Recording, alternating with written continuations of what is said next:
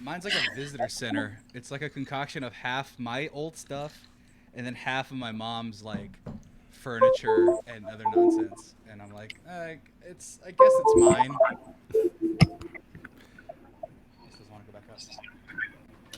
Good evening, gentlemen and lady. Welcome to the first episode of Mongrel Radio, where we will be discussing politics with mixed views, which is kind of where the name comes from.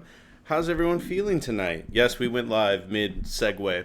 Yeah, like, one, you didn't let us know. Two, I'm not even sure if the mic is working properly, because tap your mic, I don't even think it's coming out of the right audio.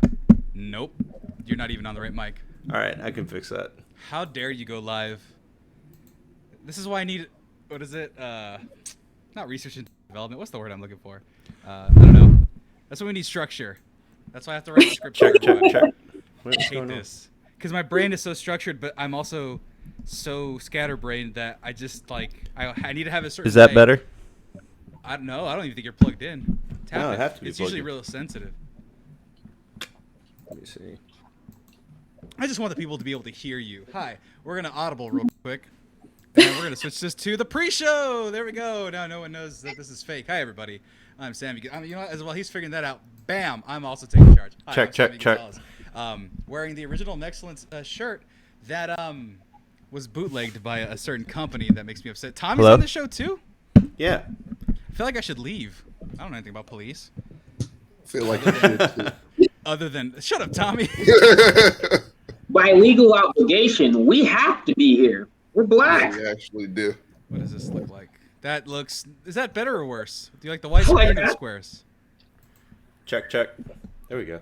Fine with Yeah, me. you sound better. Do we like the squares or do we like the wide screen? Squares. Squares. Looks better. That looks better. Okay, cool. Everyone stay in frame, dead center. Actually, I'm slightly... I gotta adjust. Today's episode is sponsored by Sunkiss because I needed something to make the Uber Eats over $15. Did you get free delivery at 15? I got a discount or something, so I was just like, cool, whatever. I got the Eats Pass because I be ordering out like that, as you can tell by these cheeks. But this is also because I have a swollen tooth. But I live at the dentist. That's just what it is. But yeah, Sunkiss. It's it wants to be Fanta, but it's not. Also sponsored by 805, a local brewery. You may have it in your neck of the woods because our local breweries get really big and famous. 805. Dude, I've asked for so many beers from California, and I have been unable to find Why them. they're not You- great? 805. And you know- Pretty terrible. You know what Sarah. is everywhere, though? What? Tito's. Tito's, baby. Everywhere. That is true. Tito's. I like my He sister made brought it. up Tito's, and I was like, Yeah, "Oh, how but- do you know about Tito's?" She's not even a drinker, and it made its way out here as a pretty popular brand. But 'Cause it's great. Unlike No. Sierra Nevada. Sierra Well, that Nevada one is is bad. amazing.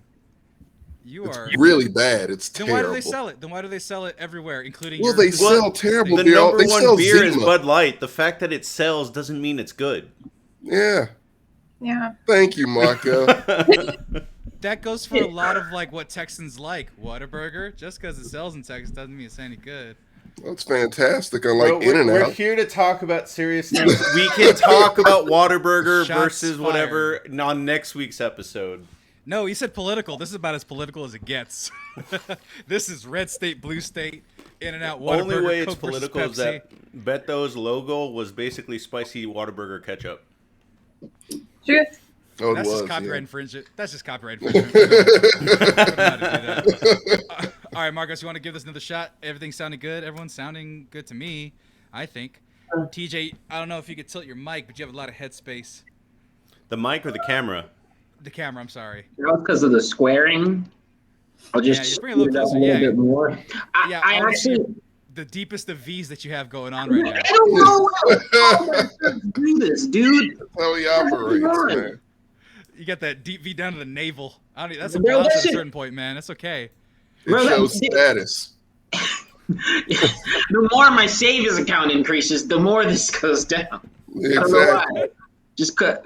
Nah, dude. At this point, like, dude, I'm about to be like that grandma that like can like get you shit. Like that's how low my V-neck is, dude. Get on my nerves. This Right. is why This is why I bought you a new shirt. That way you could have new shirts that don't have ruined necks. You bought him a shirt? I bought He you bought a us shirt. all too. a I bought shirt, everybody a except shirt. for Alyssa. Sorry, Oh, Sorry, that's Alyssa, right. you didn't get a I shirt. didn't get a shirt. When do I get that? Yeah, you need to get a shirt. Minimum When do I 12 get that, by the episodes. way? It's coming, you fool. Easy. I mean, my Amazon ordered it- packages come a day later. What's the hold Yeah. up with you, dude? Yeah, I'm not using. Speaking about, okay, let's get into politics real quick. Excellent people- crime. My Dude, people that are yeah. delivering aren't peeing in bottles and pooping in bags. Okay, that's why. Yes. So if we want to do that, let's do that. Whoa, wait, are we dissing Amazon? Hey, nah, Yeah. shit. That's also another. I definitely chose that. It's like, hey man, we gotta break this up, or else, I mean, it'll be 1 6-hour show. I mean, I was just told I was lied to because y'all know I was under the impression yesterday that the political show was going to be changed to the Deshaun Watson and Friends show because that's what I That's Well, I guess another we show. We are up to 5 shows, I believe, at this point. Yeah. You guys keep adding shows, and we need to consolidate some. I of just these came up things. with a new one. I'll tell you about it later. All right. All I ask is that you run the name by me first. God damn it. Yeah, it was a whole thing about that. I was Yeah, getting not a whole thing concerned. about I it. It's stayed out marketing. of it. It's marketing. You can't just call people mongrels. That's not allowed. We have a show Sam, called This wh- Mexcellence. There's actually 3 people in this chat that know a lot about marketing, and you're not one of them. You act like I haven't done this. No, For but you 7 didn't go to years. college for it. You went to college for film, but there's 3 people in this chat that I did. I went to school for film and media studies, and that included marketing. I had What in marketing class? classes. Huh? 1 No. or 2 classes? No, I had like 4 classes where I had to go into the marketing. I know why McDonald's is the devil. That's how good I am at marketing. And that's why I model That's everything easy off to of find out. McDonald's. There's Isn't a that in your- documentary about that. Marco, nah, don't do it. I'm sorry, Let's TJ. fighting for the show. Hey TJ, how is that number 16 UT education versus our number 8 UCSB national rank education? Boy, I could buy you a flight back and forth from California 16 ways and not even bat an eye. No, Shut up. Hey, Hey, my TJ, school made it to the Final Four, so I don't give a fuck about either one of your schools. I mean, Hey, UT sucks, there's and also- so does Tommy, UC Santa there's Barbara. also the Tommy. side argument that he majored in film. It's not the same as majoring in engineering, no matter. Hey, I'm gonna let you Hey, I have. did too, by the way. No, Hey, I'm Tommy, not- alumni only. First of all, alumni only. Get out of here. Second of all, Close enough. God damn, it's so heated. This is why Sam's not allowed on. And I'm sorry. I didn't- I'm just a shitty debater. I'm sorry. I just I picked didn't the mean to low flex blows like right that. there. That was unnecessary. That was very vicious flexing. It was. Vicious. Well, we got eliminated first round. I couldn't say nothing. What else can I say? What else am I gonna say? Gaucho's got one and done. All right. That's all he can say. It's fine. Still Marco, a coup. start the show. Yeah, let's go. All All right, right. Marco. Let's reset real quick. I'll fade it to black real quick, and then we'll jump in. Okay. All right, go for it. I'm gonna fade to black on me. Nope, that's not on me. This All is right. on me. Actually, let me That's get rid of fine. this. Fuck it. This works. All right then, Marco. And Fuck it, we'll do it live, like Bill O'Reilly used to say. You're live. Good evening, 4 viewers. Oh man, that's a good start. Welcome to the Mongrel Radio, where we'll be here talking about the. Well, it's been a hell of a chaotic year with COVID. I think we just passed the anniversary, and this might be the. Well, we didn't quite get there, but we are talking about George Floyd and the way it has affected everything into our discussion about police reform here today. Joining me on my right. Oh, me? Oh, Yeah, Sam that's me Gonzalez. handing the ball off. Oh, see, I don't know. I'm usually the one that does these intros, so I never know where I'm at. So, hi everybody, Sammy Gonzalez, aka the Mexcellence. I don't know anything about politics. Clearly, if you listen to the pre-show, which I definitely cut, so all of you think I am an expert, which I am. So, yes, expert on policing, Sammy Gonzalez, and dang it, wrong. And to my right, we have. Alyssa, hey guys, what's up? Not an expert on policing, just an angry citizen here to talk. We'll take it. Yeah. And below us. Hi. I'm the package obligatory black people that must be here for this conversation. I'm kidding. It's TJ. Yeah, let's put one of the black people on top. This is not a good look to have all the black people at the bottom row. Dead and center. Good idea. Too, I look. I don't want to be. Just put me back in my usual spot. I'm comfy down in my. I'm usually down there.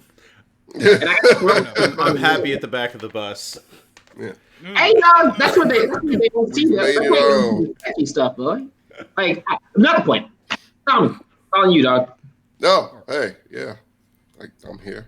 Yeah. Who are you? The audio listeners don't know who you are. Oh, I'm Tommy. It says it right there. So I mean, I'm pretty sure they can read The audio listeners. The ones that we value so much on SoundCloud, on iTunes and Apple Podcast, and on Spotify. You did say all of those lovely people. Don't tell me anything, so I didn't know we were even doing that. But okay, yeah. He says it in the chat that we're all a part of. I can't read the chat.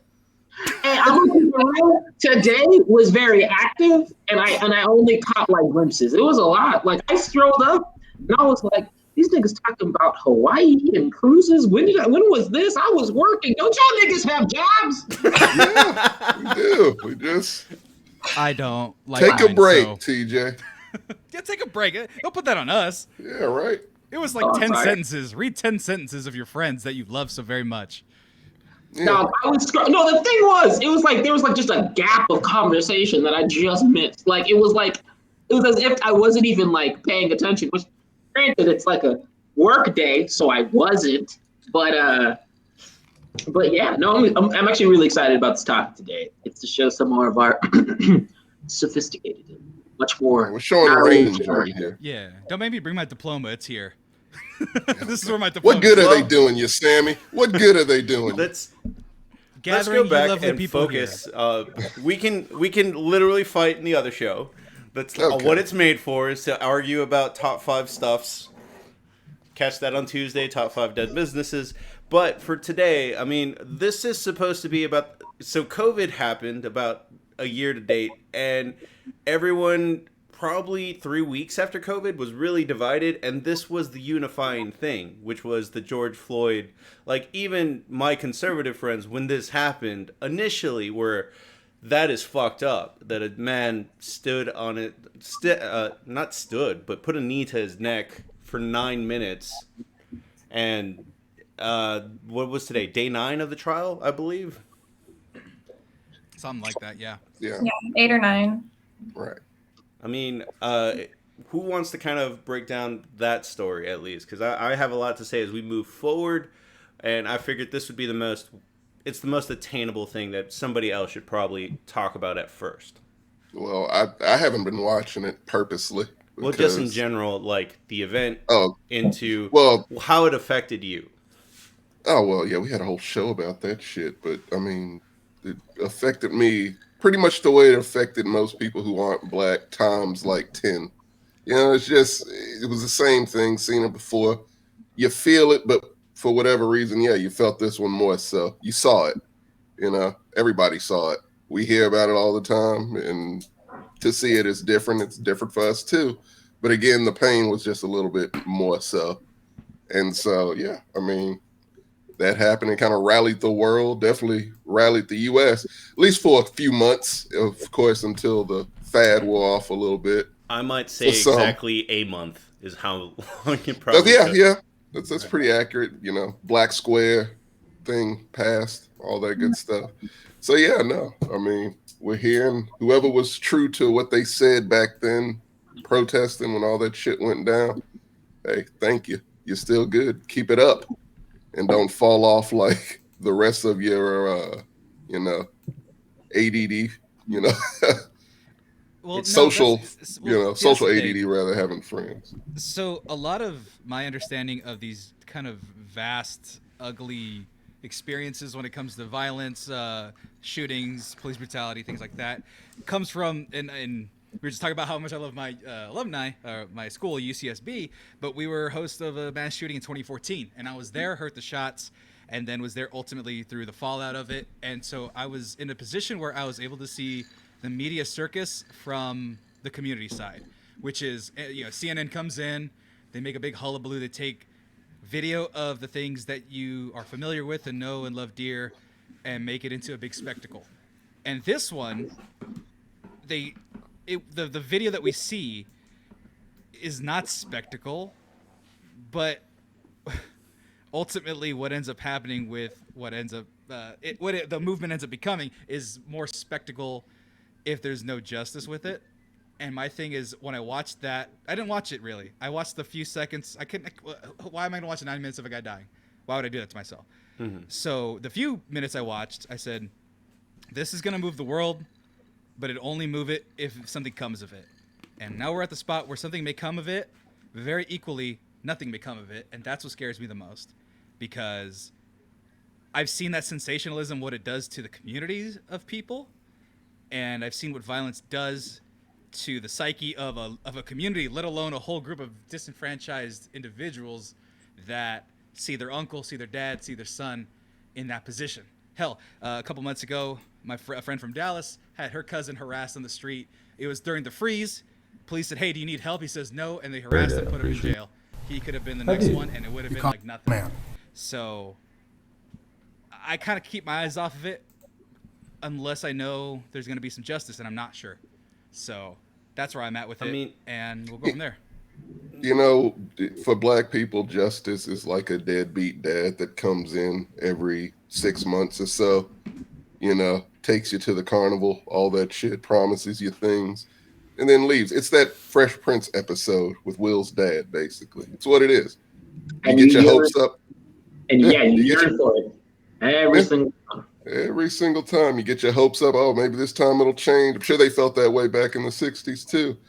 Maybe this time it'll change. Now we have social media culture and shit to where, like I said, things only last for so long. Everything's a fad, and people can't focus on something long enough. Right. And the only way to make a change is to focus.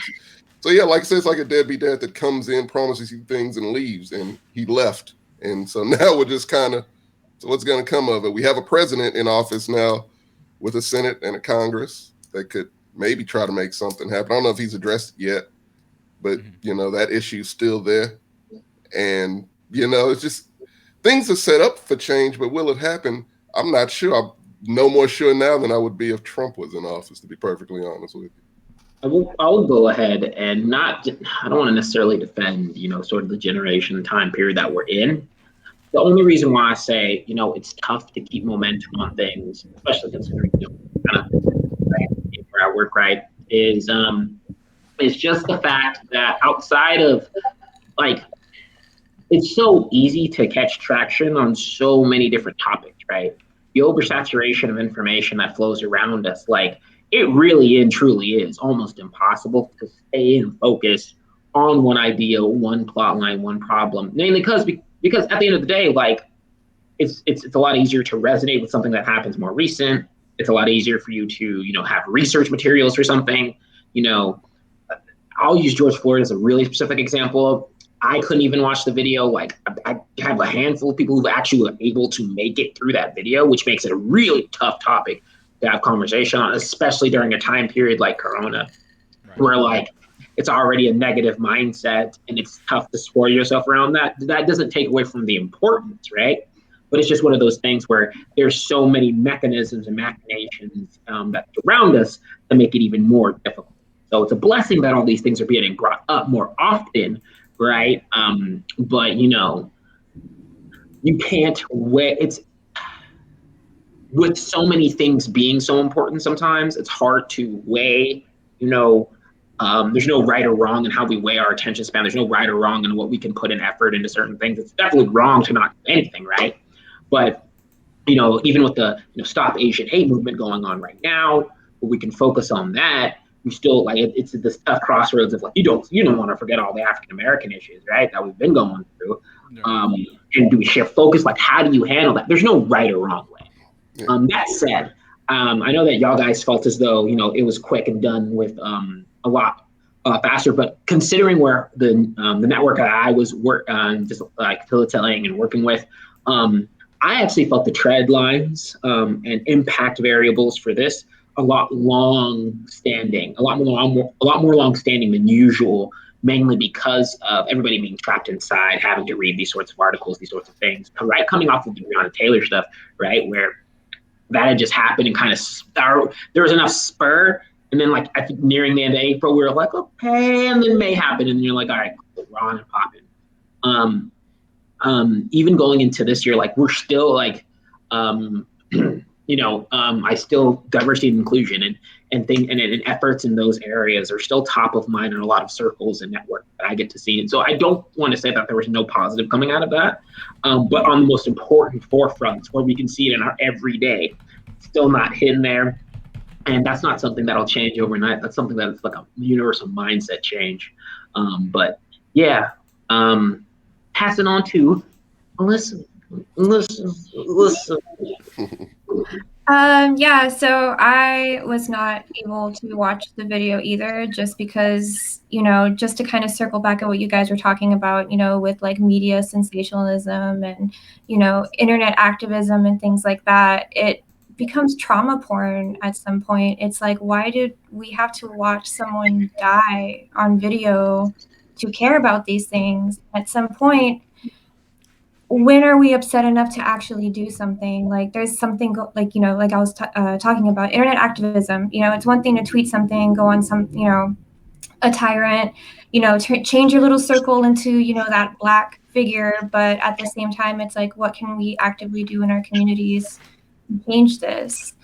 And the whole sensationalize, it's too much at this point. It's like, Right. you can't, people need to stop dying on camera in order for people to feel something. And another, just because I knew that we were going to be talking about this today, I kind of tuned in a little bit to the trial today, and what they were talking about. Derek Chauvin's lawyer was actually trying to argue that George Floyd was already dying of a fentanyl overdose before Derek Chauvin even put the knee in his back, even though there was a pulmonary doctor on there saying that no, you can see when his the oxygen levels in his brain drop to zero because his legs start seizing. It's pretty twisted on how they try to frame what happened. I mean, it doesn't surprise. What else are they going to do? I mean, it's a case to where what millions of people, the world saw everything on tape, and you have doctors. I mean, from what I'm reading on the case, it's a desperation, just grasping at straws for that defense at this point. So it doesn't surprise me if they would go that low. This is American. If you haven't noticed the landscape at the moment, it's a lot of motherfuckers just going low, very low, crazily low, like voter restriction low. So yeah, not a shocker. I ain't gonna fight I ain't gonna fault the lawyers on it too much. Not because they just getting paid to do what they got to do, right? But yeah, I mean, we'll search for anything to drag people down, For sure. And I just don't really have high hopes for this case. I feel horrible saying that, but it's just like a pattern of everything that's happened before. Like they're just going to find some way to. That's why we need the tape. As much as I don't want it and don't like it, the reason why I even bring up that spectacle thing about the shooting I was a part of with at UC Santa Barbara, that kid had a manifesto that was like 7 minutes long where he talked about how he hated women and Asian people suck and actually getting ahead of anti-Asian hate. He was half Asian, hated himself, preceding all this kind of stuff. And they showed it. They showed it for the first couple of days, and it tried to justify why he did these things. And with the video here, I don't want to see it. I don't want to see these things, but they would have a stronger case if they said, "Oh, he was already dying," because of all the prejudgments that we have about black people. Oh, he was a big guy, so he's unhealthy. He probably had heart disease because statistically, black people have more heart disease for mostly socioeconomic reasons. That would they can be make taking the argument. That would be taking it to like a rational point of view. This isn't going to a rational point of view. This is going to an ugly point of view where it's like, no, he's black, so he's a drug user, so he had drugs in his system. So it's uglier than even what you're painting. Right. And without the video, we're ugly. And we got to admit that. We're ugly. We don't know.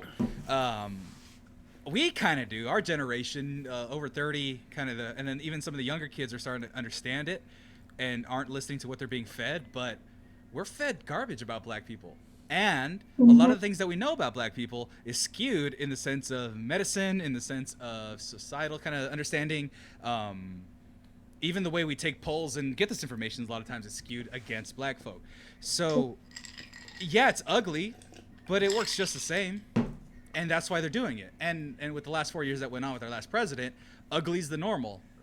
So there's Fire people that got understand stoked. it. So Right. yeah. So yeah, you can say, yeah, all black people are drug users because he started his damn thing of the Mexicans are all rapists and drug addicts. That's on the table. And so if they're doing that, yeah, we know it's ugly, but how many people don't?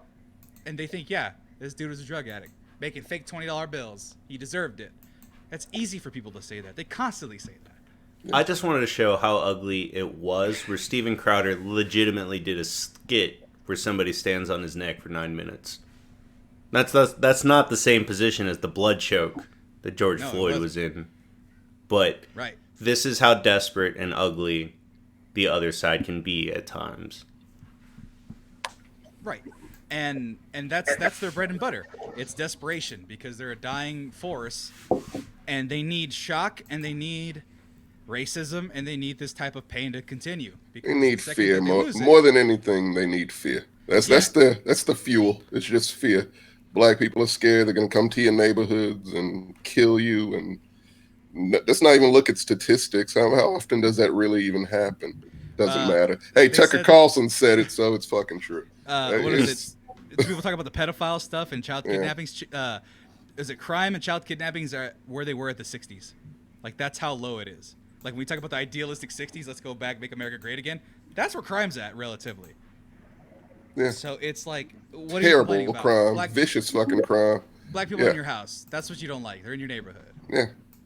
So I'm just gonna play a clip real fast, just because this is kind of like the tense anger that I can feel just off you guys based on what you're all saying. This guy is an MMA fighter, and he was there to watch what happened that day. I did. You called him such a man. I did. You called him bogus. I did. You called him a bum at least 13 times. That's what you counted in the video? That's what I counted. And that's what you got, 13. And that was early on, right? Those terms grew more and more angry. Would you agree with that? They grew more and more pleading for life. All right. After you called him a bum 13 times, you called him a bum. That's what you heard? Did you say that? Is that what you heard? I'm asking you, sir. I'm pretty did sure you I say did. that? You heard that. I'm pretty sure you did. You call him a If that's what you heard, I'm sure that's what I'm I did. asking you, did you say that? If that's what the video recalled, that's what I did. You called him a If that's the video you heard from me. It's like antagonizing him. It's him trying to destroy a character witness, but it's him also, I mean, through years of learning how to be cool in tense situations, playing it off as best as he can. But for to be under that much scrutiny and this be the case, right? I don't see how this is. This, are you kind of presenting it as a surprising thing, or like? No, it's not surprising. None of what we're going to talk about today, it's surprising. What we need to do as activists, because we're all activists to one degree or another, maybe some of us just vote, maybe some of us are literally out on the streets doing stuff, and we're going to talk about that at a certain point, but it's just a thing where it's like, if we don't, the whole point why I want to have this show is if we pull away and then just get focused on what movie or whatever is coming out or whatever new event is going to be, you can't make change that way. And we are going to talk about what's in Congress, well, not what's in Congress, but a couple of the bills, and then what the actual state of some of the solutions have been. Right. So it's just kind of an overall thing of, it's just like, just keep focused for a second. Because this is, the George Floyd murder happened on May 25th. God damn, doesn't it feel a lot longer than that? Right. I guess my question is, and this is actually a real question, is what do you do with this displaced anger? Because you can't be this mad all the time. And Tommy, TJ, as Black Americans, y'all got a lot to be mad about at any given day with any of the shit going on. Let's be frank. No, and as successful as you guys are in your own lives, as good as you got it going personally, y'all got stuff going on in the background of your soul that says, oh yeah, Breonna Taylor, she was asleep and she was just minding her business, and she got holes blown in her, and that's it. Yeah, things happen to Mexicans, but not like you guys. And if it is, they don't talk about it. So, dude, we're raised. I don't know about. I can't speak for TJ. I can speak for me. right. I mean, I know my dad from the moment, I say maybe 4. It's as far back as I can remember. Because God rest his soul, great man, never had many good relationships with white people growing up in rural Texas, Fair enough. And so his whole theory was never trust any of them, ever. Most are evil. That is not the official stance of the Mexcellence. No, it's not. No. White people, you're fine. I'm just telling. I'm messing with This you. is It's honest, real. It's LaGrange, it's a real honest podcast. That's My survival. father had some horrible experiences. Chased down, rocks thrown at him, pulled over numerous times, beaten, a whole 9 yards. So, Right. yeah, that was his stance, was that, was not happy when I dated, a white girl back in my high school days, was not thrilled about it in any way, shape, or form. It's race. I know the main argument would be, oh, look, black people are just as racist, yada, yada. You know what? It's justifiable racism. Horrible, controversial statement. Hot takes. Completely take credit for it. I'm not saying that's my stance, but it's justifiable racism. When you've had people oppress you, put you on a boat, steal you from your country to build a country that they stole. A lot of stealing happening. Okay, that's imprinted on us. That's pretty much handed down generation and generation. One way or another, we know that. That built in the 60s, that built during the Reconstruction, that big period, that chunk of history in the book that you never see is the bloodiest fucking time for black people in America after slavery was abolished. That is the deadliest time. From that point to Martin Luther King, to the Civil Rights Movement, big chunk missing, very deadly fucking time that's never talked about. Stories that you will never hear. Yeah, how did that happen? It's a system which we're talking about in this podcast. It's a structure, man, and it's organized, and it's a machine. It's well-oiled, and it's fueled by just people not giving a fuck. That's simple. That's the fuel for it. Just don't care, and it can keep fucking going. Smooth as silk, and that's where we are. We're there. You got to dismantle that machine. I don't know if we can in this generation. I have hopes for the generations later, but, police are a big part of that machine running and operating. They're the engineers for it. And their whole reason for being is based on racism. There's literally a quote after slavery was abolished. I think it was like a Southern senator. And he said, "It's a blessing. Don't worry. It's okay. This is a white man's country. And as long as white men can police the Negro, we're fine." And here we are still. That's a purpose. That was a purpose for them. And they're still serving that purpose, whether they know it or not, which I feel like a lot do. I play from a different angle than Tommy, to the same result, because my history is not in the camp of, my family came here voluntarily, right? Because they're from Zim. But I was born and raised in Texas. And so, when people are like, oh, like your family's from Africa, you don't get it. I'm like, dog, I am just as dark, just as American. Like I was born and raised in what you would consider the most American place you could be born in. And nobody asks you what type of black you are. They go, yeah, you're black. Yeah. Just black. They don't specify, They don't look at me and be like, oh, I'm some certain type of black. No. I do think that, just from my experiences, right? And Mike, it goes back to your point, what you were saying, Sam, we have a lot to be angry about. But it's almost like we're conditioned, right? I've known from jump that I have to act, talk, breathe, walk a certain way around certain types of people. Yes. All right. That's from That's my British etiquette mixed in with just being black. Like, I get that, right?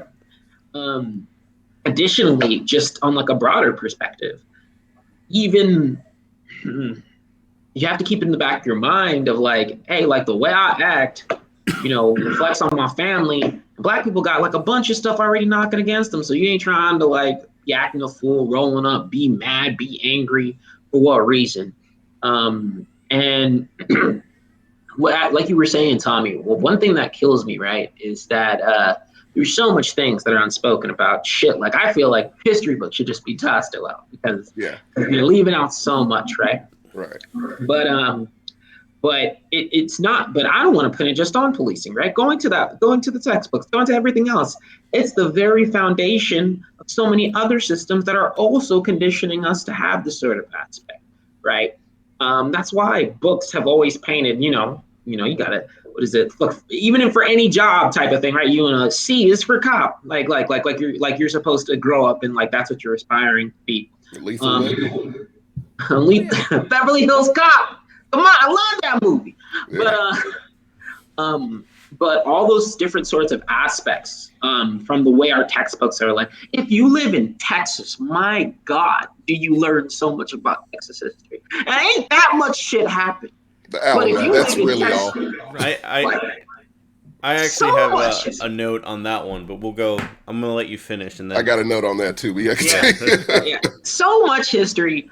But the fun is like, and the most interesting things I learned about Texas history was from my Latinx culture and literature studies class in college, right? And once I went through that international trackway and all, like, oh, this one you learn. I didn't learn about peons in a book. I learned about peons in an actual like literature, a novel. Novellas, like I shouldn't have to do that. That should just be history that I'm learning in school. I'm gonna learn a fuck ton of shit about Texas. And so we have all these individual pillars that are all attributing to this. What I don't get sometimes is, and I get it, it kind of all it goes back to this underwriting rule that I really have against America. And the reason I say that is because, luckily my parents, being from Zimbabwe, I've grown up and seen a bunch of different cultures and flown pretty consistently outside of the US. And we are just and it's because of the timeline of our country I almost feel like there's just a level of immaturity and entitlement that just happens here that nowhere else has, right? Like, it's even, think about it in Texas. We're the only real state where like, we're also like a media prop. Like when Texas is its own brand, right? Mm-hmm. And Cali has its thing going on, but when you think of Texas, like Texas is its own like unique beast. That's why California. Cali doesn't put their state on Budweiser. Well, no. So let's put it this way: you guys pledge allegiance to the flag and the Texas state flag. That's weird. We thought that was normal growing up. We thought that was normal, right? Because Texas is the best place, but we're conditioned, right? Those are small. It's really not, TJ. But we were born here, so whatever. It's gonna stick anyway. Not to stir up this argument, or TJ, finish your thought. I'm not saying these are all like much like how there's microaggressions. This is all micro conditionals, right? Micro things that we don't think about that inevitably build us up to be. But all of these immature principles usually stem from an American ideology. I would say, and the reason why I put it in American ideology is just because. Case in point, one thing that really always triggers me, and I don't think anybody here has anything against it, mainly because we all have ethnic backgrounds, but respect towards elders is a thing, like in my country, right? Like and in a lot of in a lot of Hispanic culture, like your mom ain't going to a nursing home. Like, that's not what's happening. Your mom goes upstairs in your house later, right?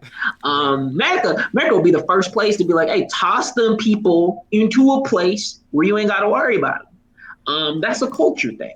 It's the same way of how they set up police.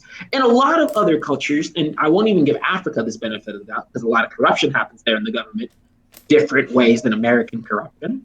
But let's take Europe, Australia, and a lot of the APAC region, for example, where police officers are looked upon very fondly, but they also are like civil servants. Like, they're not, like, they don't have to gun down people on the streets or feel, or like, their roles are not glorified to be like, oh, you're almost like a in country army armsman, right? They're generous.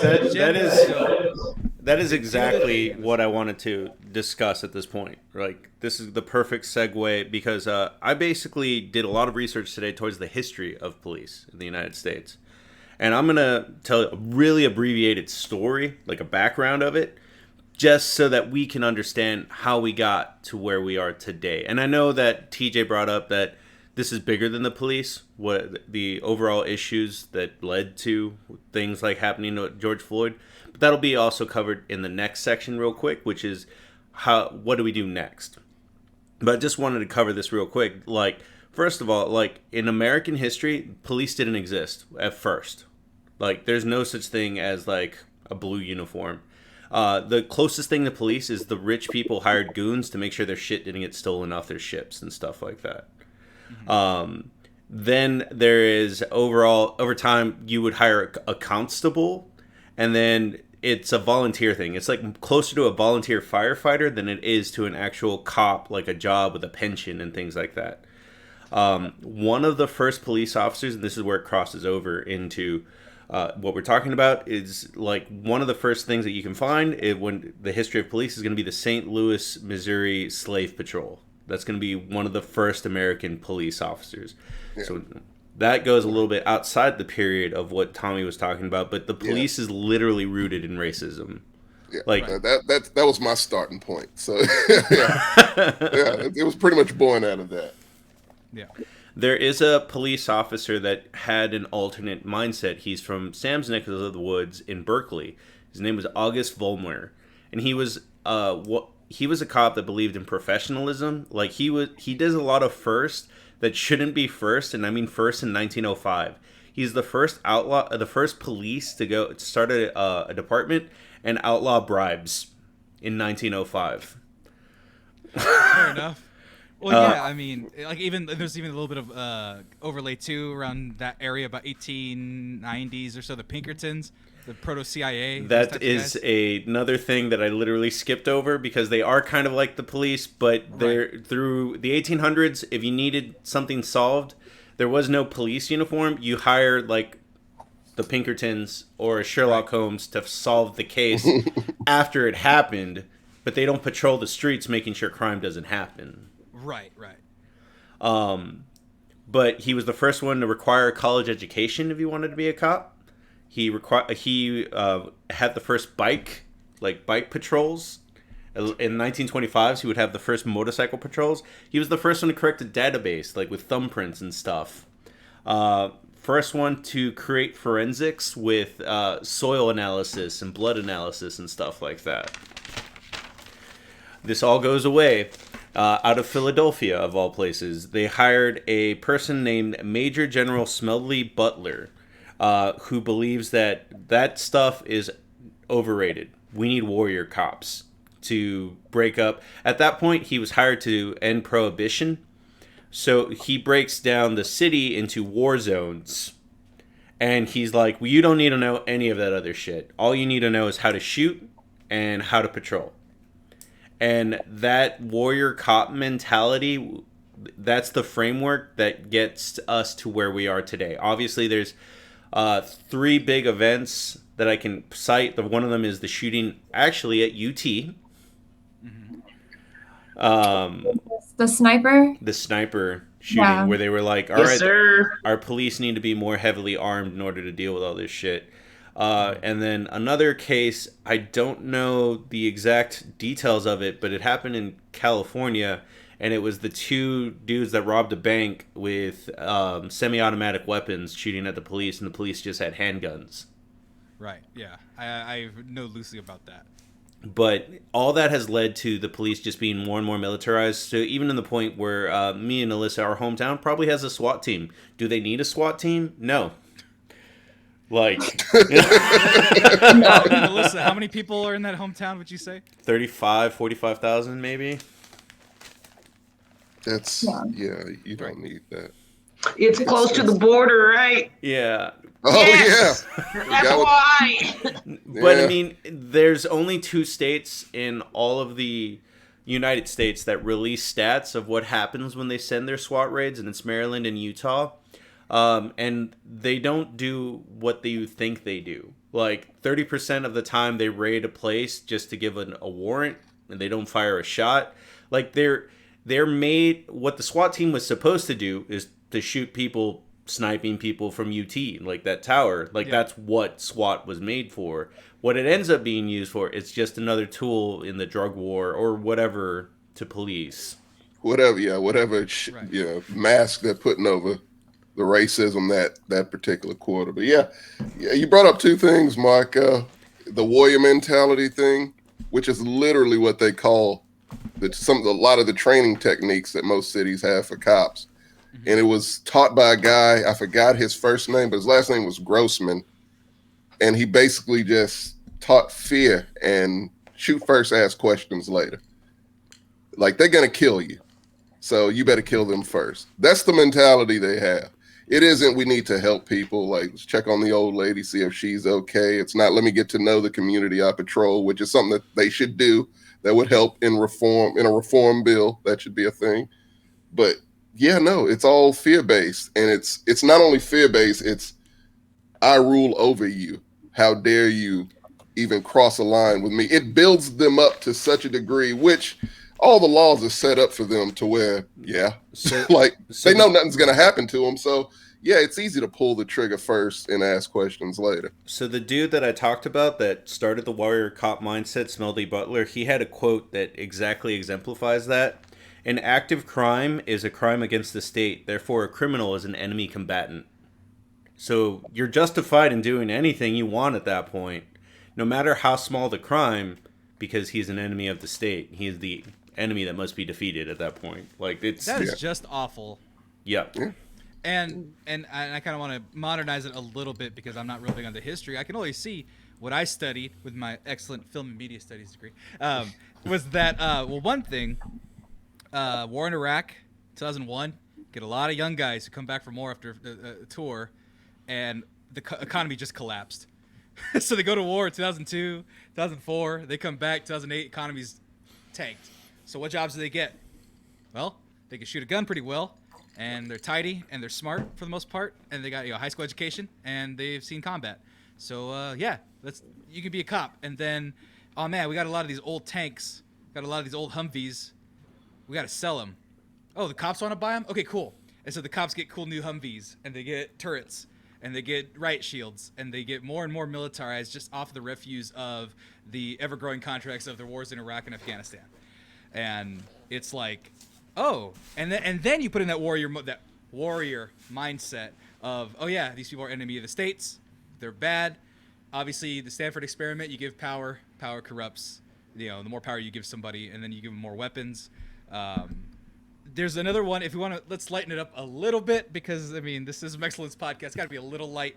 If you ever watch Red Letter Media, it's actually on YouTube. They watch a movie called, or it's actually a police training video called "Surviving Edged Weapons." And it's an hour and a half of the police being fearful of anybody and everybody having a sword, a machete, a knife, a shiv. And the premise that they came out with, even though it's like a funny video in the premise of the show, was, of course, cops are paranoid bastards. They're being trained that everyone is a threat at all times from every distance. Especially people of color, especially black people. But the funny part was that was a movie, a training video based in Wisconsin, so it was all white people. So this is white people being extra paranoid towards other white people, let alone the inherent biases that people carry within themselves for people of color. Right. That just exists. That's just exists by definition of either lack of knowledge about it or lack of exposure. A lot of cities don't have black folk, I realized. The South does. Oakland and LA have big pockets, but other than that, there ain't that many black folk as a major community. And so a lot of the biases that people see on TV, a lot of the things that they're being fed, that's all they know. And it's unfair. But that's how you get people killed. Because if you assume that everybody is a violent criminal, that George Floyd was already doing drugs and was already predisposed to heart stuff and that's why he died, then it's real easy to paint these pictures and be on the cop's side. Because once again, as we also mentioned before, media-wise, they're the good guys. Cops are the good guys. And slowly but surely, that is being revealed to not be true. Yeah. Well, Not even. for us, it's never been true, but yeah. But yeah, no, but you, that allows I me. was raised that way. That allows me to connect 2 points real quick. So TJ talks about Texas history and what's not taught. Most of it is taught, and it's like you don't learn about the Texas Rangers, and you would not have a positive opinion about the Texas Rangers if you learned about them. Fuck. Damn, Chuck Norris was great. So Chuck Norris is the only reason that TV show literally polling-wise changed what people think about the Texas Rangers. Because before that show, it was literally like, no, I had some horrible incidents where they shot my grandpa because they were really terrible in the 1900s. Oh my God. But the Walker Texas Ranger is the only reason why most Texans today have a positive opinion about the Texas Rangers. I mean, to build off of what you were saying, Sammy, I like to throw it back to when, like, I met this guy right when I was starting work, right? When I was starting with a new job, and he had relocated from Georgia. He was like, "Damn, I have never seen this many Hispanic people. Hispanic people here is like black people over in Georgia." Right. And that really flipped my head because I grew up and I'm in Texas. Basically, if you're not white, you're Hispanic, and then if you're not Hispanic, you're black. Like, it's pretty but a lot of Hispanic influence. Yeah. Right. Look at the street names. But yeah, the cities. Yeah. Right. Right. The cities. Yeah. Cities and street names. Right. So then in perspective, right, that helped me paint a lot more of a, not necessarily fair, not necessarily more vicious, right, but when a lot of deportation and a lot of aggression towards Hispanic Americans was being brought about, I was like, well, shit, if what he's saying is true, like, dude, the only thing they know is, like, what you're saying was what's being painted on media. They don't know, like, or see it every day. Should they have to? No, of course not, to understand that basic human shit is supposed to happen, right? But it's like, yo, you're conditioned to, no matter who you are, right? The unknown is one of those things where you're like, I don't know. You either have no feelings towards it, right? You stay neutral. You're like, I have to look at it from a neutral perspective. And from a neutral perspective, if you're a good or bad person, you'd be like, how they're being treated as humans is bad, right? Or you look at it from like I don't know that. I don't know how I can trust them, right? So it's a really interesting perspective of like communities that aren't communities that aren't exposed to sort of things that are outside the relative norm or their mindsets or what they see on a day-to-day is so important. Even a homegirl from back home, it was like, I even told her, I had gone up to see her. This is like my next door neighbor, so we were real cool. I was just like, hey, you should fade through Austin. Like, I got a bunch of friends. Like I'll make sure you have a great time. Like, because she just doesn't get to, she had a kid, doesn't get to leave the house too much often. I was like, hey, I'll give you an excuse. But she was like, I don't know if I can go down to Austin. And I was not trying to do a country accent there. But the whole reason why she couldn't come down, because she was just like, there's a lot of like liberal views here, like it would be like overwhelming, right? More specific groups were being targeted. But I said, hey, yo, homegirl, you want to keep the home at the front of that girl, you better calm down there, right? But it's even, no matter where you are, you're going to have these views, you're going to have these pockets. Can you fault them because because at the end of the day, I couldn't fault them because I was like, yo, dog, you literally ain't leave this city. I know you have. You've never stepped foot in another country. Like you've been very home-based, and then whenever you had the freedom to, I can't. So you really couldn't do much. So it's hard, right? Like I get it. Like we're always going to have those counterpoints, and it's all about perspective. That's when you have to lean into a lot more of the human elements in order to make them feasible, in order to make that understanding, right? It's just, at the end of the day, it goes back down to compassion.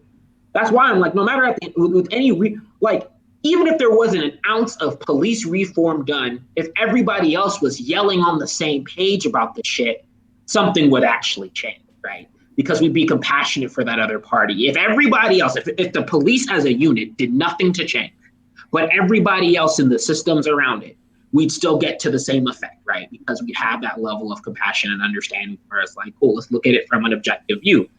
But that's just not the case, right? And to close out, one other thing I want to mention, I to this day will never understand why our police are put more on a pedestal and more revered than people who go and get sent off to the army in our country. It's ridiculous to me. Like, it has to do with the people in the individual populations. So in the army, I joke about the army. I joke about the army with other people in the army. But cops legitimately have this culture where everything is serious all the time. And I don't get it. Like, I have 2 friends that are cops. And it's just like, you can send a meme like to another soldier that's like, ha, this dude is a fucking idiot. Like, something. His uniform is fucked up. His rifle was fucked up. Something. You can't do that in the police. There is no laughing at what you do. And I don't know, maybe it goes back to that warrior culture mentality. But I mean, it can't even be that, because I was literally a warrior in Afghanistan. And it was just like, bro, humor's how you deal with everything. I don't know how you can't laugh. Because they haven't been through anything. No. That's just what it is. They haven't. They have a culture of, it's rejects. They're warrior rejects is what they are. I'm sorry.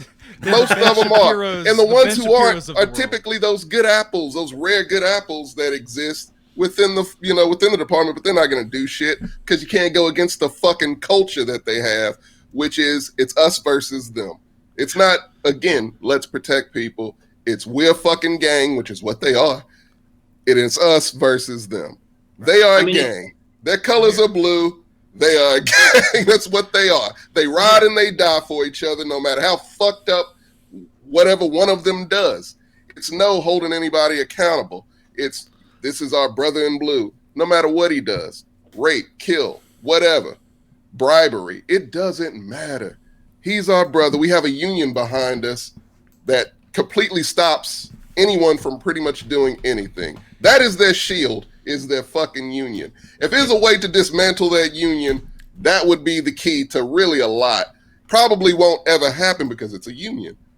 But it is one group, I can honestly say, and I believe union should be a thing. That is one group that should not have a fucking union. That's what I was going to say. I was going to say, hey, guys, you want to be protected like a cop when they do something bad? Join a union. But Alyssa, we haven't heard from you in a while. I know it feels like we're just kind of casual with each other. I was actually going to give her the lead on the next topic. So it's basically, we've talked about everything. We've talked about the history of the police. We've talked about like how we feel about this trial. Now we're at the final part of the show, which is where do we go from here? And Alyssa is an active activist working in San Antonio towards something that she's going to explain here. And then, I mean, I just pulled up this billboard real quick just to show that, like, we did the bare minimum in Austin, and this was the reaction. And if you guys are listening, it says, warning, Austin police defunded. Enter at your own risk. Hashtag back the blue. TM. I'm not going to give them the press. Fuck all that. I passed by that billboard a couple times. You said something that I actually don't inherently agree with before I let Alyssa take us to the positive place. Doug, I wish a good chunk of our police force was driven by people who had any sort of military experience. They would be much less likely to pull a trigger on just scenarios. And actually, Marcos, correct me if I'm wrong, a lot of people who come from, who go into the military with no background, no knowledge of other skin tones, that's where your first exposure is. And at the end of the day, you have some level of respect towards that.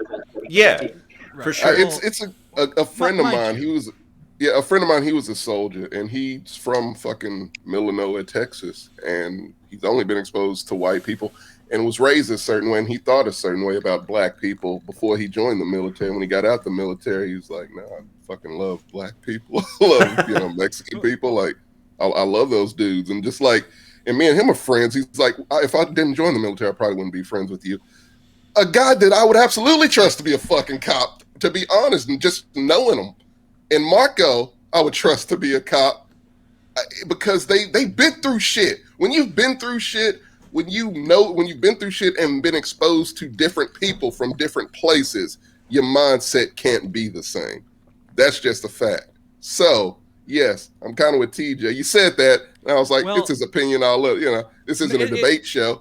But Right, yeah, no. I agree. I could be It was- wrong. Like I said, 2008, 2010. It's been 10 years. And a lot of those guys who came back and were revered as heroes, even though, most people, it's not like Vietnam, we're spitting on them.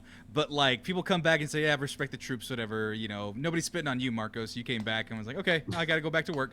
But the militarization thing was where it was, though. Is all that funding and all the shields and all the tanks and stuff. That was real gaining prominence there. And now you have almost the idealization of the military type of guy, and that's where you get all those scrubs who didn't make it to the military being the cops. But once again, where do we go from here? Alyssa, I'll concede it to you. Awesome. Thanks, guys. So, Tommy, earlier you brought up the union, and I am so glad that you did, because the police union is awful. So right now, Marcos, I'm going to drop a link in the private chat. I'm wondering if we can just bring this up really fast. Of course we can. Awesome. Anything for you, the only girl host who's providing much more culture than we've ever been exposed to. Thank you. Right. Actual activism and whatnot. We're all a bunch of armchair activists and shit. I don't know about that, guys. So the reason I'm bringing this up is because this is an article from the New York Times. This man right now is in negotiations with the city attorneys as well as the city of San Antonio for the SAPOA contract that's currently being negotiated. So right now there is chapter 143 that local activists Fix SAPD are sorry. Oh. Yeah. Bring it up there. Sorry, if we can go back to the article just really fast. Go for it. So if you want to scroll down a little bit, down. Right. One go up a little bit. Jesus Christ. Yeah, it's awful. Sorry, go down a little bit. Okay, so right there where it says the 1997 playbook. So basically this man, what a lot of people don't realize right now is that a lot of police unions are looking to San Antonio to see if this would actually work. Right now we are trying to fix the collective bargaining agreement. Basically 70% of fired officers get reinstated to the San Antonio police force through arbitration. This is the man who's currently spearheading this entire campaign right now for the San Antonio Police Association. The paragraph that I wanted to pull out, the New York Times wrote this entire article about how this is a playbook that a lot of unions across the countries are using. And the reason I brought up, they're watching San Antonio right now is because they're trying to see if this is going to work in our city. So scrolling back up to that 1997 playbook, sorry. In the 1997 book, Mr. Delord wrote the fellow organizer John Burpo and political consultant Michael Shannon, Police Association, Politics and Confrontation, a guide for the successful police labor leader is pugnacious. Pugnacious. The book repeatedly urges union leaders to ignore the losers, whiners, and naysayers in their way. A police association leader must throw out all those traditional notions of right and wrong. It exhorts, so long as it's legal, you do what you gotta do to get where you're going. It also quotes one San Antonio Union official saying, if all else fails, we'll drop the bomb and live in the ashes. Wow. Cops. Yep. This is written by the man who's spearheading everything. So right now, just setting aside everything that we've talked about before, how we feel about police and everything. Fix SAPD currently got over 20,000 signatures over last year. So we have Prop B on the ballot now, which is going to repeal Chapter 143, which basically gives the right to arbitrators to get them back on the force, basically going over the chief's head. So basically, if the chief of police has fired an officer because they were being shitty, they can go through the arbitration process and be hired. Alyssa, Yes. The mayor can fire you and it doesn't fucking matter. Exactly. Yeah. Derek Chauvin himself is a fired cop before he got rehired in Minneapolis. Jesus Christ. Yeah. Yes. So this is a pretty big deal. You know, we definitely want. So what Fix SAPD's solution is to get meet and confer, which basically gives citizens, city council, the right to vote on what the officers have in this contract as far as rights and things like that. Or I'm sorry, not rights. Pay raises. Meet and confer has to do with basically other major cities have adopted it, and it gets more police on the force. It doesn't take away their benefits or anything like that. The reason I bring that up is because right now the SAPOA's main campaign against Prop B is using verbiage like it's defunding the police and things like that, when in reality it's not doing that whatsoever. So they recently held a press conference kind of just like bashing Fix SAPD, saying that they're clipping their signs and that they're intimidating people. And earlier they had a debate on KSAT and just going around in circles. They hired some outside lawyer to make all of their points for them. The head of the San Antonio Police Association, Danny something, can't remember his last name. He was supposed to speak for them, but last minute they got this lawyer woman to speak for them. Found someone more eloquent.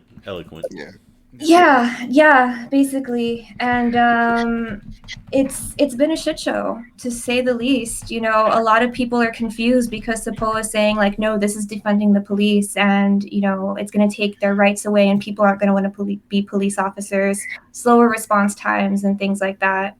And it's just not true, and it's crazy.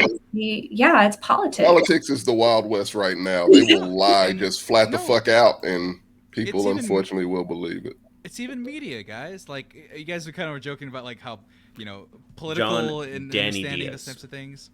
But a lot of this politics stuff is so media based because there's so much garbage and noise out there in the world that you could just lie, and there's not enough time in the world to fact check everything, as we saw in the last. And most people, again, don't have the attention span to do so. Right, and it's sexy to say, "Oh, they're defunding the police."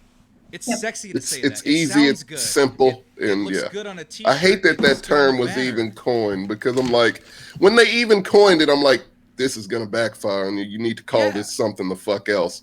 People are not gonna, this can easily be skewed, to mean something completely different than what it actually means. It's using the marketing term pro-abortion versus pro-choice. Like, one of them just sounds kind of. Right. Well, like here, and this is, you guys can debate me later on this one, but my dad is a union organizer for 15, 20 years, something like that. And he supports Black Lives Matter, but he hates the name. He's like, you can't posit it as a phrase, because people just say no. You get like civil rights. That people say no to that. No, kind of tells you all you need to know. But Tommy, they don't care anymore, as we've clearly seen. Like, civil rights movement, if you say civil rights movement, civil rights, I like civil rights. Civil rights can deal with me because I'm a selfish white guy, or Mexican, or whoever, because we're all guilty of it. But if you say Black Lives Matter, you could say, well, blue lives matter, green lives matter. It's something that really makes no sense whatsoever. But it's flippable. It's flippable. And it's flippable to dumb shit, though, Sammy. It regardless, though. You just saying that those people already fucking that's just the way that they're gonna be. Like, they're gonna think that way regardless of what the fuck you name it. You can name it anything. But they're easily convinced, and the point is, when you say defund the police, they can be just as easily convinced that that's the truth, even though it's as stupid as that. And I am agreeing with you. It is stupid. All the things I'm saying is a rebuttal for Black Lives Matter, because fucking clearly, it's stupid. So is defunding the police. But you can't rebut that. You can say, no, we're not defunding the police, and then explain. Nobody cares about explanations. No one's going to stick around for the explanation. Yeah, right, exactly. So they're going to use it, and they're going to use it until it's worn out. Well, this is going to be a common thread that we're going to run into this podcast a lot, where it's like, the conservative thing is like, build a wall. The liberal thing is like, you don't need to. You need more immigrants to do this, and this. Like, it's a page to again. Fuck, man. I hate to bring it here, but fuck it. Elephant in the room. It's an intelligence thing. It's a people who are smart versus people who are fucking stupid. This country has smart people. This country has stupid fucking people. You have to simplify shit down to 3 bullet points at best. And those bullet points better be a goddamn sentence, Sammy. And they better say everything you're trying to get across. Otherwise, that other side's going to do that, but in reverse. And then those people are going to believe it. Defund the police. 5 syllables. They got it. Black Lives Matter. See, they got it in 4. Oh, it has black in it, so it doesn't matter, Sammy. If it has black in it, they're already That's already like 18 syllables. That's way too many. It is way too many. It's black. No. It goes in their head just that much longer. Yeah. I feel like we all have talked a lot, so I just want to give the ball to. Let me spread it. I'm the quarterback. I'm throwing it again. Point guard. Yeah. Well, all right, that works too. Alyssa, what? I mean, I know you're a proponent on this solution. What would you like to see happen? What would you like to see to kind of, even if it's a long 10, 15-year-old goal, just kind of run with it? What is the solution so that George Floyd doesn't happen in 2022 or 2032, really? So I believe that this is a small step in the right direction. Do I think this is the solve all be all? Absolutely not. Absolutely not. This is a small step in the right direction. And it's honestly gauging like where we are like in a society, because long-term solution to me is, a lot of people say that the system is broken, but I don't think that it's broken. I think the system is working exactly the way that it's set up to work. You know, like there are little things here and there, but at the end of the day, like, are good cops going to turn in bad cops? You know, within that culture where if you do turn someone in, you're turning your back on your brother or someone. Good cops get fired. Right. Exactly. No union helps them. No, and it's like, I feel like we need to start from scratch in some way. I think that we need to invest in our community. I think we need to see, like earlier today, I wasn't trying to be an asshole or anything, but there has been a car parked on our street blocking our mailbox for like 3 months at this point. And I called 311 because I thought that they could connect me to someone from the city to handle this. But she's like, oh, no, let me connect you to the non-emergency line at the police station. And I'm like, no, I don't want to do this then. Like, why am I going to report this to the police? Shoots the car. Of course he does. On this note, we have a mutual friend that lives in San Antonio. She was having a depressive episode and was suicidal, so she called the cops to hopefully get a social worker or something. I don't know exactly what her train of thought is. I'm also not depressed enough to know what you get in that situation. And the cops showed up. It's... Well, it's been a situation similar to that. I already kind of know what you're going with this. It's like one of my things that would be in a reform bill is having a separate social service that takes care of mentally ill patients in situations such as that, who are trained to know how to do it in nonviolent ways. There's been so many cases. A cop shot an autistic child because he was having an episode. Like, they do shit like that because they're fucking trigger happy.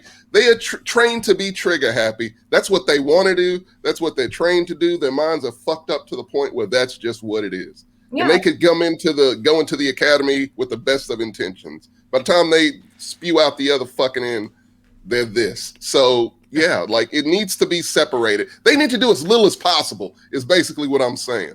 Because they're not trained to do a lot of this shit. Right. No. And I want to bring up just real quickly, because it's on my mind, and this will probably be one of my last points, because I have another bigger question for the end. I have a friend, associate, girl I went to college with. She became a cop. And before, she was fine. Just cool person, whatever. But as I saw her Instagram, because she'll post that she's at work or whatever, the more and more disdain she had for the community that she was working in. So it was like she was mad at the fucking homeless people, because she's working at Los Angeles, so there's tons of homeless people. And so they're like, yeah, these people got like these whole cities. They have cell phones and TVs and mattresses, and they're living the life. And she's just going off like, okay, you're supposed to be serving these people though. And then she'll like put memes up where it's like, you know, ACAB, all cops or whatever. But when you call the cops, and it shows the cops running into action. Like, they have this idea that they're the heroes and they're the heroes and they're infallible. And this is somebody I went to school with. This is somebody that's of my ilk, of my kind, Sammy. same type of classes group, and You know- she's warped herself in a way where it's like she's the victim. She has not warped herself. That culture has warped her. I had known someone who I knew growing up who became a cop, and I saw them years later. They were completely different from the point where they got in. You know, it's a cult mentality. I'll fucking say it. It's what it is. No, it's a cult mentality. Shh. It's a gang and a cult. I know they're listening. It's a gang. No. My conspiracy theory is, well, this is true. Freemasons. A lot of cops are Freemasons, and that's a literal fraternity. So to circle back on a point that was that actually Tommy had made, and kind of building off what you had said also, Alyssa. They're just. I'm trying not to go all gung ho against the police because I mean, if you want to know that opinion, yes, not a fan. If you go on to any other podcast I've talked about the police, I've gone on that point, right? But you know, I grew up in personal experiences with not too many bad ones with the police in terms of like my hometown. My worst ones happened in Austin. But I also try. So that's why I'm saying I also think that. Like you were saying, Les, and kind of like what you're saying, Tommy, there has to be something or some way to facilitate smaller actions, smaller needs, smaller situations that don't need the level that the police have, right? Mainly because, and the way that I say it is just like with any, you get desensitized to things, but just like with any customer service rep, right? Everybody here has done some level of customer service. Like the more and more stupid shit. And granted, police probably take care of a lot of stupid shit and stupid calls. The less and less, like, you just get used to that caliber, right? And then you start to get calloused. And then you start, like, and then even with, like, and I get it, like, you know, you're supposed to serve, you're supposed to come up and do your job. But if there's some level that's, like, cool on these smaller, dumbass shit, but also the things that could blow up to these bigger cases or these bigger initiations, like they should have some route that's a little bit smaller. So that way it's like, cool, I'm not fucking bringing the big dogs. The police can focus on the things that might require their need, right? And then you kind of have more equilibrium in terms of actions. And then, you know, for scenarios that are kind of on the cusp, you have another person there who's like in a completely different department, you know, won't have any ties, so you won't have the brotherman detachment or thing, but we'll be able to work out some more ways to address some scenarios that don't always require the top level of, you know, we need like 4 or 5 police officers there. Additionally, I get it from like, you know, from a serving the community perspective, right? But as with anything, like I really do come from the degree, even my mom, who's a nurse, like she does not react to almost anything when it comes to bodily functions. Does she feel compassion and sadness? Yes. But if you talk to her, she told me like the first day she ever had to like, she worked in ICU for a very long time. Mom's been a nurse for like 25 years. And so she said when she first came back and like, you know, after someone dying, she had a breakdown. I've seen this lady come back and been like, yeah, we had 3 patients die today. It's real. Like when you're a civil servant, you're going to run into scenarios that are going to create like situations like this where that humanity touch that you need for civil servant jobs sometimes just isn't there. Nurses, it helps out the more calloused you get. Police officers, it's the reverse, right? So it's a timeline sort of thing. We do need programs to assist in making sure and evaluating that the people who are in these offices and places are still conditioned to help and be able to serve. And so I think that there's a lot of angles to approach this from, not all of them just tearing police at the seams, even though that would be the most beneficial route. But I'm just saying, like, you know, when we think about it from multiple angles, like, I do think that intrinsically, like, the nature of the job is designed to have it fail eventually. I don't know if anybody's familiar with Camden, New Jersey, but they dissolved their police department from scratch, built it back up from the ground up. Implemented a whole new culture, made any cop who wanted to be a cop still reapply, get evaluated way more thoroughly and vetted way more thoroughly than before. So they did that. Everything has, like, the violence between, you know, any kind of cop, you know, civilian violence down pretty well. The community has a bit more trust in the cops now, apparently, a poll showed. So it worked for them. It might not work for everybody. true enough, but it worked for them. You have to think of something else. This shit cannot go untouched. Is basically that's what we're getting at. You have to do something here, anything at this point to at least move the needle forward, because they aren't trying to change anything. If it's a bill that was in law. I don't know if it was Georgia. I forgot what state it was, but basically, if you insult a cop, they have the right to arrest you. In Florida, they have the right to kill you. Just if you're protesting and they think that you're protesting in the wrong way. Basically, that's a very oversimplification of it. Yeah, real broad, just the way they like it. Yeah. Stand your ground laws. Stand your ground laws. I want to circle back to, I think that Tommy and Alyssa are exactly right in the sense that we are at a point now where if something is disease, you just got to start all over. Like, there's no, like, I understand that we do need cops. I understand that things will always happen. But these statistics are from the FBI. 40% of murders go unsolved. Going back to Deshaun Watson, 70% of sexual assault not solved. Or not reported, mind you. Yeah. Reported. Yeah. Oh, here's a big one that I'm sure we're all aware of. I mean, it's definitely happened to me. I'm sure it's happened to y'all. 90% of burglaries, you're not seeing your shit again. Hey, to be fair, there was that 10% of Austin PD got my PS4 back. So shout out to Austin PD. and guess what? The only reason why was because a good cop said, "Hey, nobody plugged in the serial number he provided, and they found it at a pawn shop." So the simplest basic thing, which they should have done anyway. The simplest basic thing that I had, they say, "Do you have the serial number for it?" And I said, "Yeah." Let me get here it is. And I gave them the receipt within the same time when they did this report. Months later, they go, "Yeah, we found your housemate's purse that had checks that made me open up the case that said, hey, they didn't put in the serial number. Then they checked it. I got it back." So shout out Austin PD for PlayStation surveillance. And they did it without shooting your dog. That's a big thing that we haven't even mentioned, that they're really good at showing up and just shooting your dog. Shoot your dog in the heart. That is a case, which is a point I want to bring up, which I know we're wrapping it up, so let me get into it real quick. And we have to bring it up if we're talking about police reform. It's qualified immunity. If you're not familiar with that term, it might be the most dangerous thing ever. And what it is, a lot of times when you see cops not even get charged with anything, it's because of qualified immunity, which is something that only applies to cops, which basically means you can't get charged for some shit if it's no example that the prosecutor can go off of. So basically, it has to be a very specific thing. It was a case where a cop showed up to kill a kid's dog and accidentally shot the 10-year-old kid.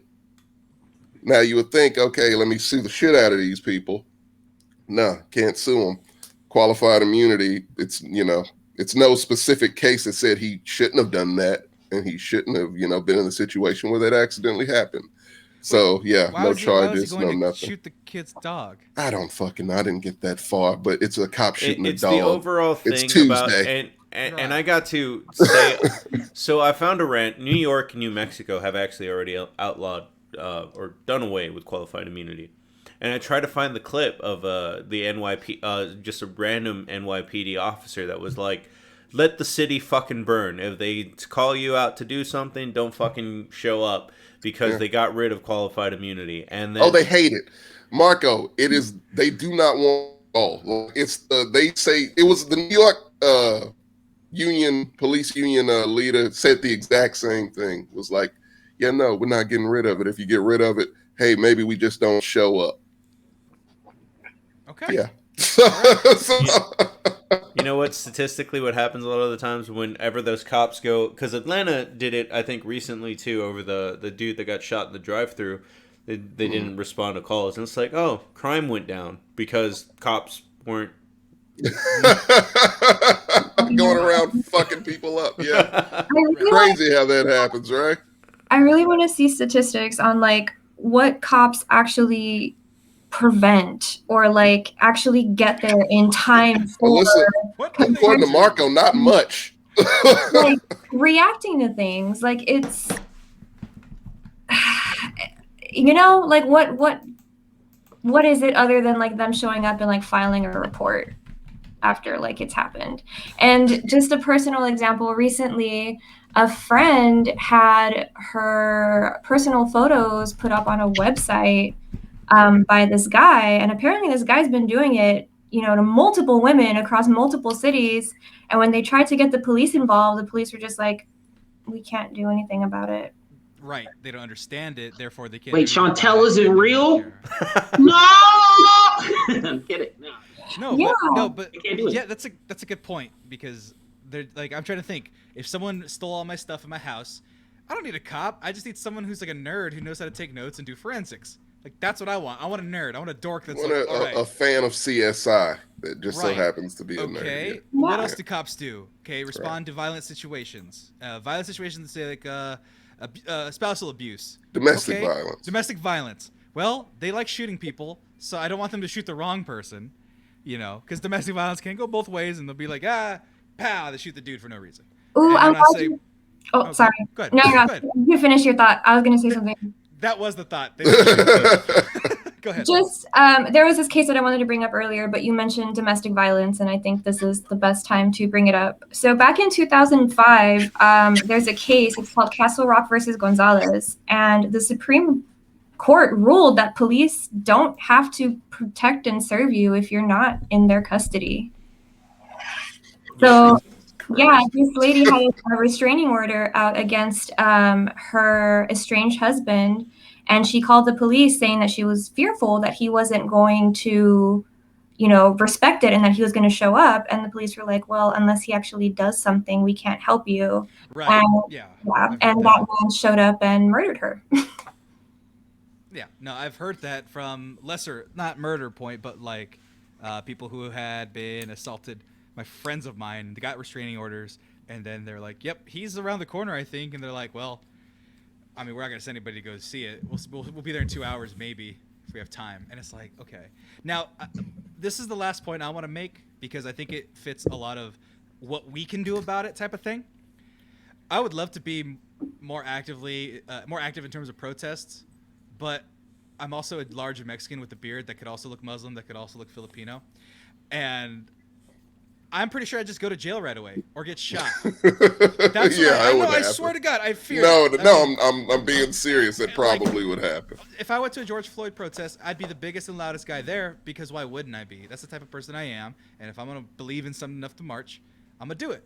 But if some ragtag idiot with a badge can say you are inciting violence, my career. They just have to feel threatened by you, Sammy, and that gives them carte blanche to do whatever they want. I don't want to get too dark, but they don't even need a badge. In Austin, obviously, we saw the dude get shot that was protesting. Yeah. It was a white guy. Yeah. He was a white guy with a red beard, and he was. No, his wife was in a wheelchair. Garrett Foster. Yeah, that's what I meant. He was carrying pushing his wife. Yeah. And then he didn't even he died with his rifle on safety, but it was like, hey, stop. Like, the car stopped because it was barreling towards the people. But yeah, he's probably gonna get off. Right, and my thing is like, how do I be active? How do I be Cesar Chavez, my example? How do I be Dolores Huerta? How do I go out there without getting shot? And without getting shot, or without getting arrested and getting my career ruined and my reputation ruined because they control that narrative? Well, you're asking for too much there. Calm down. You're asking for everything. You can. Well, no. Hey, right. Look, first, I have this. I think I have a solution for this, real quick. Just because with this, that's what we're about. We're at a point where this podcast is what we do. We speak on issues, and I wanted to say specifically because our audience is probably based in Austin. And then if they're based in San Antonio, then you know about Alyssa's fight against Proposition B. And if you're based here, you literally vote in May. It's a small step, but you got to keep moving. But you can't vote if you're not informed, because who votes in the May election? And all it is if a crime is reported, who's going to be in charge of it? The police union or an independent board made up from the city? That's a very important step towards. So Marco, it's really voting's important. for suckers. I'm 18 years old and voting's for suckers. See? Why would I have a vote? The man controls the vote. Hey, he's Yeah, from the good- Roaring 20s, so there you go. Good point. I was about to say, 18-year-old from the like, 1920s. out of all the terrible things that Donald Trump has shown, voting does matter. That's not awful. That was the point. Anything I'm involving saying Donald everything Trump else is that he awful. showed was obviously terrible. Oh, but he showed that an idiot can Hey, win. Yeah. Listen, I'm gonna, I'll do my little conclusion right now because it's pretty much kind of piggybacking off of Marco's. Is if you're one of the people, which most people fucking are, that just wants to do the minimal, that is the minimal. Vote locally, statewide elections. That's the shit that really matters. You know why? Hey, we have Joe Biden in the White House right now. We have But young Daddy Abbott's still for us. oh, still in that bitch, as is the governor of Florida, as is every other shitty governor, as is the judges that Trump planted in every fucking state. Things like this. Nationwide, sure, we can be moving forward, COVID shit. Anything Joe Biden can control in the Senate and the Congress can control, they will do. Maybe, maybe not. They got their own fucking issues. But Fuck New statewide, Hampshire. Fuck that guy. Sorry, the guy from New Hampshire who's like doesn't like the filibuster. Fuck that guy. oh, He's Munchin, from he's West from Virginia. West Virginia, yeah. West Virginia, and there's another one Manchin. too. Joe Manchin, there you go. Well, he's munching whatever. Okay, look, like, yeah, no, like that shit's what matters. These voting restrictions passed easily. Every last one of them. Texas has passed easily. Georgia's passed easily. Not a problem. Easy peasy. You know why? Because nobody votes in fucking state elections, That's and you the have topic these sons of of the bitches next there. episode, by the way, guys. There you What'd go. you say, Marco? I said that's literally the topic of episode 2 weeks from now. So Episode 2. We're promoting our things ahead of time. That's new. I would just say, I'm gonna keep it real with you, Sammy. Look, there's always going to be premeditated prejudice against you. And if you can't protest, then it's just thinking about creative ways that you can support. I told Michaela, my girlfriend, because she wanted to be out there on the streets during George Floyd stuff. She wanted to be out there day one. She said, I'm so compelled because, not only am I seeing an African-American male who I wouldn't want that to happen to, but just like people being shitty. And I told her straight up, I was like, I love you, babe. I'm going to support you going out there. Here is my credit card. I will donate to whatever you want me to because I cannot be out there. That's just how it is. Same here. Same here. And you know what, TJ? I think it was okay. That protest, everything that happened there, we did that shit already. We did it many a time. We keep doing it. And more power and respect to any brother who goes out and does that shit. Great. But you know what? Nah, I'm going to sit this one out. I saw tons of white people bust out of that bubble that they talked about, like, oh, I was in a bubble. I didn't see this before. You see it now. You feel compelled to go out there, go out there. When they went out there, a lot of times, they kind of got what we get a lot of times. Cops were not nice to them that time. It flipped like that. And I thought that, you know what? I hope that they didn't get physically harmed, but I hope they got a little sample size of that. That's life for us. A little twinge of fear. This protest, little taste, little taste, a little taste, a little taste. You know what I mean? Like, yeah, and they needed that. And I thought that was a great part of the experience because I knew someone who was white who went to one, and a cop was very shitty to them. A very new experience for them. And they didn't like that at all. And they were like, wow, that's life for you all the time, huh? Like, yes, it is. But no, it's been such an invigorating podcast. I really, really love this. Definitely am looking forward to the second one. To leave off things in a positive note, like I do think that, we are making progressive change every day because conversations like this are happening more often. I get it. It's not as fast at the pace as everybody would want, but literally last month, for the first time ever, we've gotten a campaign towards the API community that's starting to get revving up. So attention and things are happening, conversations are happening, and what can we do to make sure we're progressing it forward, and what can you do to make sure you're progressing it forward, right? I think that, you know, the biggest thing that I ask my friends is, I don't want to see a single goddamn Instagram post. I want you to have one conversation with someone you know would be difficult to have that conversation. Videotape it. If you want to post something. that will be more beneficial in the long run than any of that black square green, bullshit. Yellow, upside down rainbow Vanessa Hudgens looking, I don't know, whatever squares you want to put on there. I don't want them. I just want you to have one challenging conversation. I don't need you taking a selfie outside of a Black Lives Matter mural. Unless it's a really nice mural. Unless it's a Kobe mural. Take a picture of the mural. Leave yourself out of it. I don't need to see any faces. I just need to see the mural. No black squares. What about a black rhomboss? Would that be okay? Perhaps I don't know how you do that. A parallelogram. I'm good without any. no black shapes. You're saying it's no black shapes. Yeah. I've given my final thoughts. Tommy's given his final thoughts. TJ's given his final thoughts. Let's just keep going down that counterclockwise circle. Yeah. Alyssa, final thoughts. Where do we go from here? Yeah, TJ already kind of touched on it, but honestly, like having these difficult conversations, you know, with people that you are in your life on a daily basis, you know, point them in the right direction and support, you know, the organizations who are doing the work, you know, putting up the good fight, whether that's, you know, donating your time with volunteer shifts or whether that's with money, you know, it's not a one person fight, you know, we got to do it as a community. Sammy, back to you, the main man. What are your That's final okay. thoughts? Good night, everybody. I was just going to say, ACAB, baby. Fire them all. Anarchy. No. God. Let's go through a really quick. This is like a 2-minute story, and it's hilarious. Alyssa, tell them about ACAB. Oh my God. So you guys were talking about places in the country where there aren't large Black populations.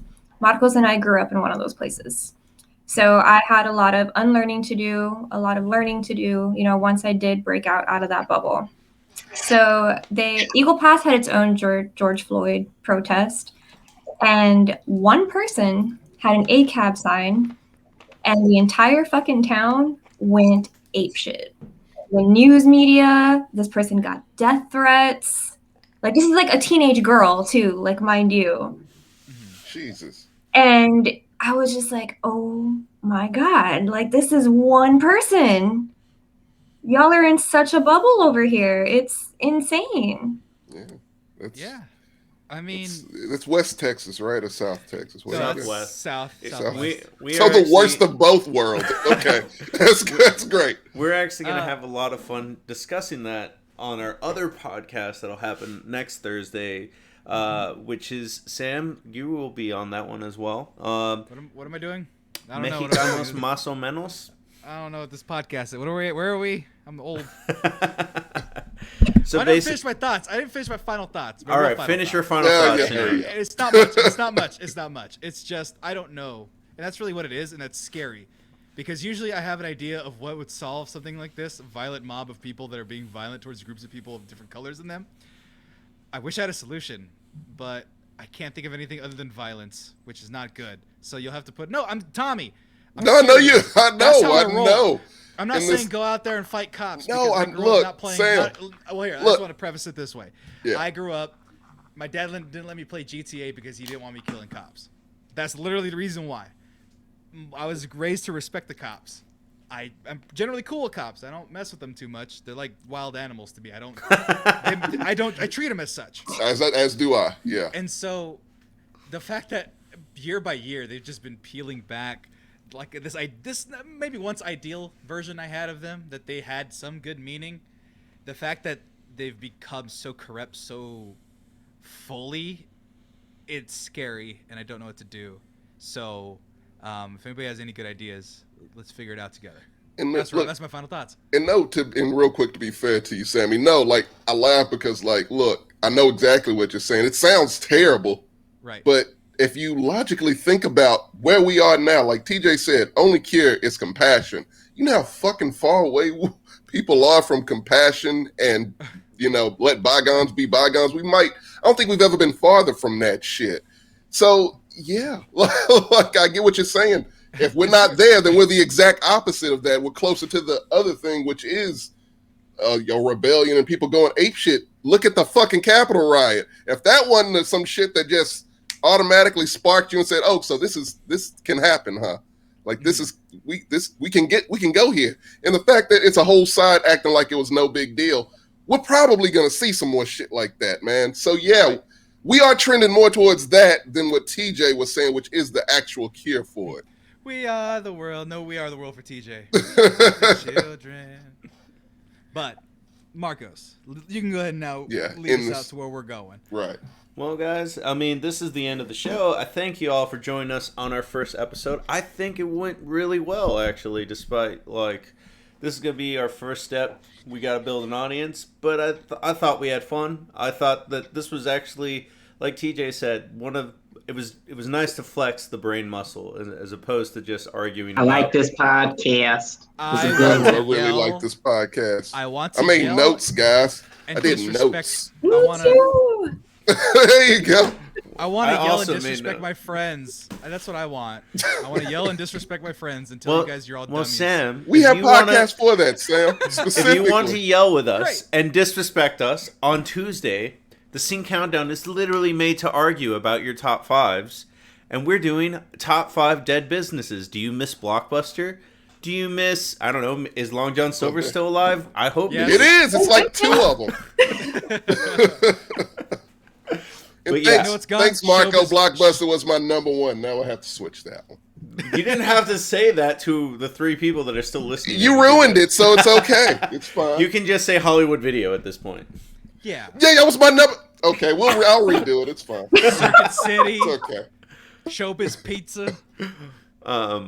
But yeah, guys, well, thank you for coming out to the show. I mean, my name is Marco. I am the host of Mongrel Radio. To my right, I have... Wait, you got to do your outro. You got to say my outro. If you type JL Marco 62 into anything, including Words with Friends, I'll show up if that's where you want to find me.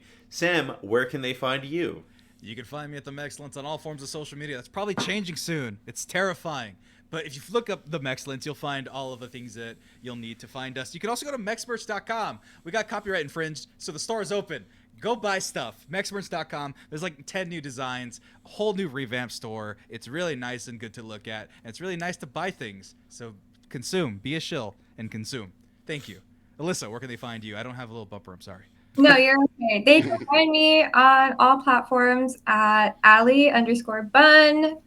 Book us for your vinyl DJ gigs, Thunder Bunches, all that fun stuff. And if you live in San Antonio, Texas, vote yes for Prop B. Early voting starts May 19th. TJ, where can they find you? Holla at your boy at TJ Man on Instagram. That's the only place to find me. Don't search me up anywhere else. Don't call your police on me. I'll be good. If you see me streaming or on any of these videos, I'd prefer not to be swatted. So, and they find you, last but not least, Tommy, where can they find you? Real simple. Instagram, Tommy McGrew Art. _art. I'm sorry. All right, guys. Thank you for joining us. See us on Tuesday. Follow the Instagram for more shows. Yay! We gotta find an outro.